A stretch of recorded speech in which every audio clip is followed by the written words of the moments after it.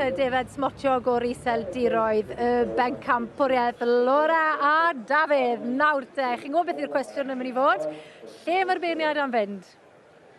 Wel, dwi'n meddwl bod o'n mynd at Mr Wilson eto tro yma, yn y farn i. Gyda'r hen hwrdd, neu'r hwrdd 2 flwyddyn neu hun. Dafydd? Ie, fi'n meddwl bydd rhaid fi gytuno, fi'n meddwl. Just, i fod yn deg i teulu Wilson, maen nhw wedi mynd yn dda trwy'r sioe i gyd. Mae safon uchel iawn ar y stoc.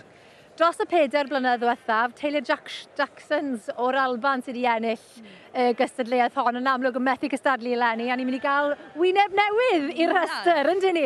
Mae naill ai mynd i Sir Benfro i teulu'r Nash, neu i Cnwch Powys gyda teulu'r Wilsons. Chwarae teg i'r beirniad, mae wedi cael gres i drad trwy'r bore, mae wedi cael heilwen braf a mae nawr yn cael glaw. Digon o herydd o fe? Wel, ynddi. A'r beirniad hwnnw, Mr Del Amson o Gair.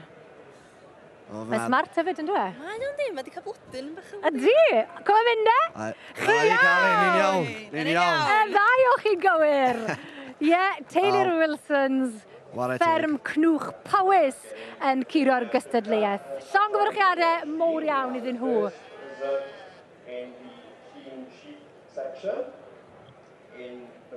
Nawr gan i weld pwy sydd yn mynd ar gil wobr. Laura? Mrs Wilson eisiau. Unwaith eto Cnwch. Fe gawn ni weld le mae am fynd. Mae'n anodd yn dwi, yn aml iawn, Dafad sydd wedi bod yn curo yn y bryd yma dros y blynyddoedd, achos y steil a'r urddas, yr hwrdd falle ddim cweit fel arfer yn cario'r un steil, ond mae hwn yn drwm yn dwi. A ni'n mynd am Dafad heddi. A Dafad sy'n mynd nawr, ennill y gil wobr, teulu'r Nash o Sir Benfro. Ware teg. Llongyfarchiadau mawr i bob un ohonyn nhw.